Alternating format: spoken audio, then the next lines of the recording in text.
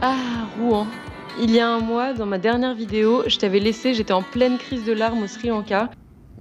Non mais par contre, stop la drama queen là, je revois les images, c'est plus possible. Bref, je m'apprêtais à rentrer seule en France après un an de vagabondage un peu partout dans le monde. Entre-temps, je t'ai quand même donné des nouvelles sur Instagram, d'ailleurs n'hésite pas à venir m'y suivre, mais j'avais ni le cœur ni l'esprit à faire des vidéos parce que rentrer dans son pays, rentrer chez soi après une longue absence, c'est toujours un peu bizarre. En fait, tout te paraît nouveau, t'as une sensation d'étrangeté pour à peu près tout, mais en même temps, t'as l'impression que rien n'a changé et que t'es parti la veille.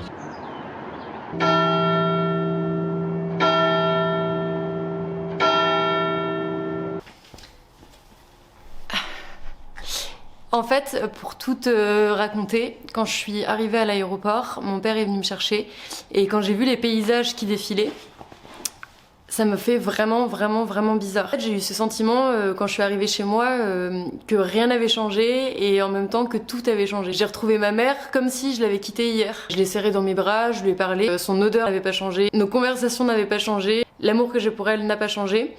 Et en même temps, il y a cette espèce de sentiment d'étrangeté où en fait tu te retrouves catapulté de l'euphorie asiatique, le bruit de la rue, la saleté, la chaleur, la pauvreté, à l'Europe ordonnée, propre, moderne. Mais du coup, ça m'a fait très bizarre. Et en même temps, c'est comme si je n'étais jamais partie.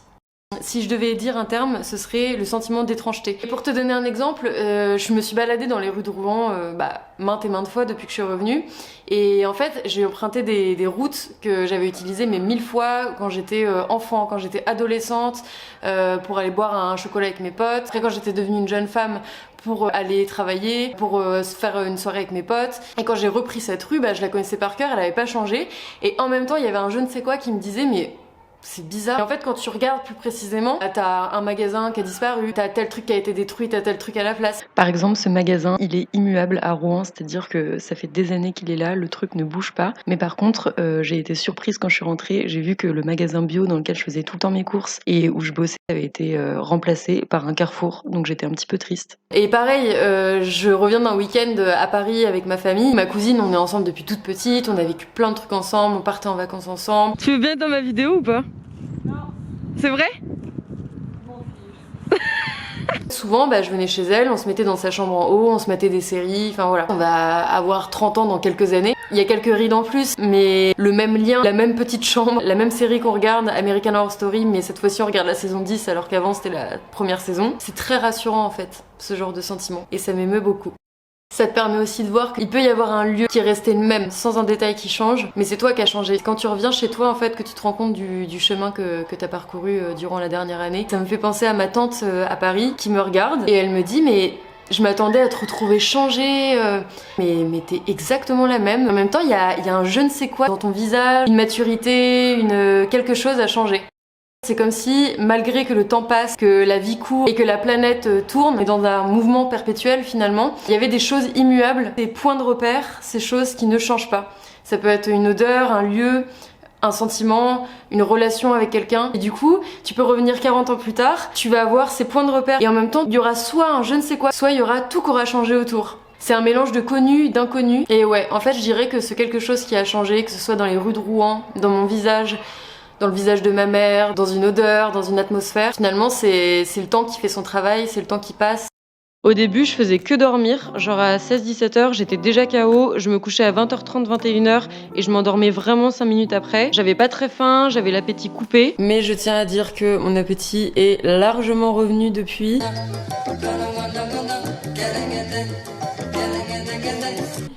Limite peut-être un peu trop. Et pour les rageux qui vont dire que je suis encore dans mon lit, c'est jusque là on est tôt le matin, mais je vous jure que je me suis réacclimatée. Mais petit à petit, je me suis réacclimatée au climat, au rythme, à la cadence rouennaise.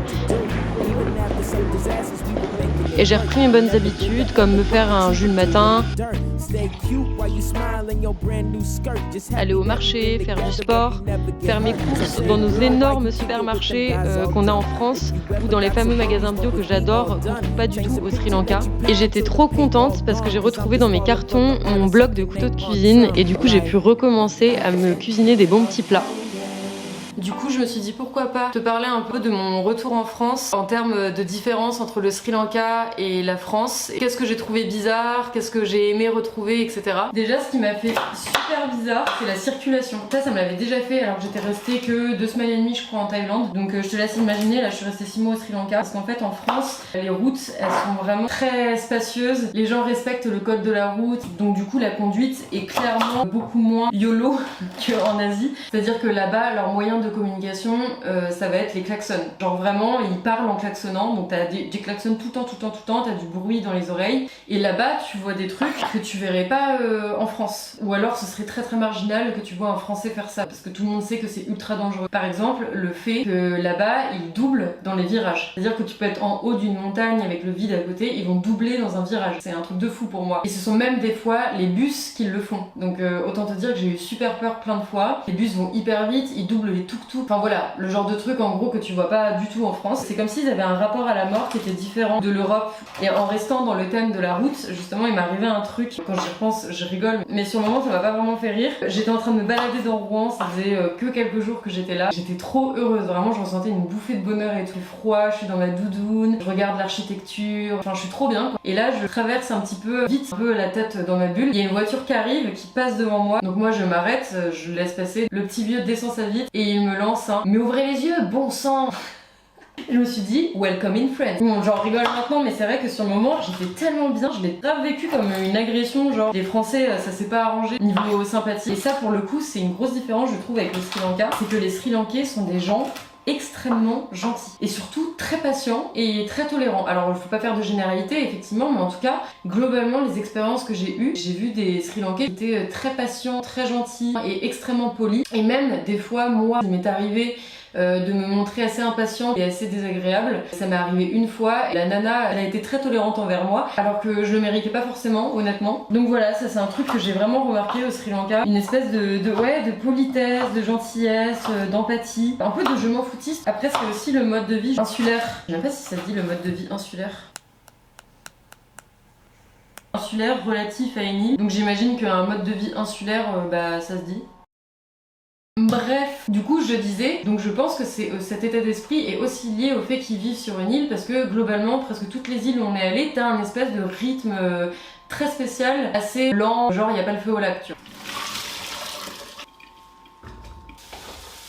Et ce qui m'a aussi beaucoup marqué, c'est la diversité alimentaire en Europe. Ça, je pense que on s'en rend pas vraiment compte si on sort pas de l'Europe pendant un certain temps. Une des premières choses que j'ai fait quand je suis arrivée en France, au bout de quelques jours, c'est que je suis allée faire le marché Saint-Marc. J'avais des étoiles plein les yeux, les étals de légumes, les couleurs, la diversité à laquelle on a accès, c'est juste dingue, vraiment. Ça m'a fait me rendre compte à quel point au Sri Lanka, j'avais un peu tout le temps mangé la même chose et ma panoplie d'aliments était assez limitée en fait finalement. En France, on a accès à je ne sais combien de courges différentes, de légumes, de fruits. Alors certes c'est plus cher par contre, et ça c'est un truc aussi que j'ai vraiment ressenti pour le coup entre le Sri Lanka et la France. Déjà qu'il y a un gros écart au niveau du coût de la vie, mais en même temps faut pas se le cacher, en France les prix ont énormément augmenté. Et voilà, ça je l'ai vraiment senti passer. Et bref, voilà pour les quelques grosses différences que j'ai ressenties quand je suis arrivée en France.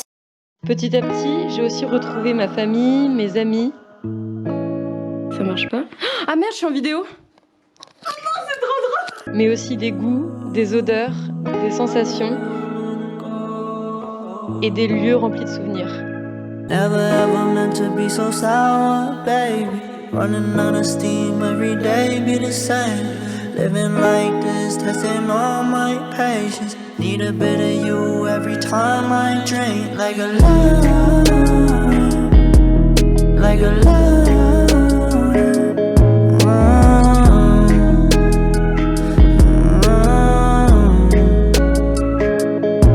Ikaï, tellement par contre c'est abusé. Je suis trop fan, j'ai réussi à pas tomber malade quand je suis arrivée. Je bassine avec le jeûne, l'alimentation végétalienne, etc. Mais je crois que ça a boosté mon système immunitaire parce que je suis pas du tout tombée malade. Et je touche du bois, mais pour l'instant, je n'ai toujours pas eu le Covid. Mon père m'avait jeté un sort en arrivant. Il m'avait dit, c'est sûr tu vas le choper, c'est sûr tu auras le Covid. Pour l'instant, son sort ne marche pas. C'est un peu bizarre ce que je ressens quand je me balade dans Rouen. C'est la ville où je suis née, donc du coup j'ai carrément un attachement pour cette ville. En plus je la trouve vraiment magnifique à chaque fois que je reviens de voyage, mais je me dis mais c'est une ville qui est sublime. Et en même temps je peux pas m'empêcher de me dire que j'ai tellement vécu de la merde ici, mais vraiment des mauvais souvenirs quoi. Après je regrette rien parce que je me dis toujours que on vit, ça fait la personne qu'on est aujourd'hui, donc si on est fier de ce qu'on est, il n'y a pas de raison de pas accepter. Et en même temps, à chaque coin de rue, j'ai des mauvais souvenirs quoi, ou des souvenirs dont je suis pas fière, ou genre des souvenirs auxquels j'ai pas envie de repenser. Je me rappelle quand je revenais à Rouen il y a quelques années, enfin vraiment ça m'était insupportable, j'avais qu'une envie, c'était de refuir cette ville. Et finalement là, je le vis plutôt bien, je me dis que voilà, c'est la vie. De toute façon, je vais pas faire ma vie ici. Mais c'est ouf comment cette ville, je la déteste et en même temps, je l'aime du plus profond de mon cœur, j'ai des super souvenirs et en même temps, mais ouah, je suis tellement tombée bas ici. C'est un peu, je sais pas, un mélange de beau et de laid, de haine et d'amour. Voilà, je voulais te partager un petit peu ces sentiments contradictoires et je reste avec ma main comme ça depuis tout à l'heure, je ne sais pas pourquoi. En tout cas, ces dernières semaines, j'ai ressenti des émotions de joie intense, mais plutôt une joie intérieure. J'ai vu la poésie de ma ville fois 1000, je sais pas comment dire, mais quand je me baladais et que je voyais tous les bouquinistes, les maisons à colombages, les petites boutiques d'artisans, je trouvais ça vraiment beau, vraiment poétique. Et en même temps, je passais de cette beauté pittoresque à une beauté extraordinaire, puissante, quand je voyais tous ces clochers, églises, abbatiales, cathédrales. Et je trouvais ça tellement énorme, tellement incroyable. Je me disais, mais comment on a pu construire ça, quoi? C'est tellement imposant. Du coup, j'avais la tête dans les nuages, je regardais cette cathédrale et je me disais, mais le monde est fou.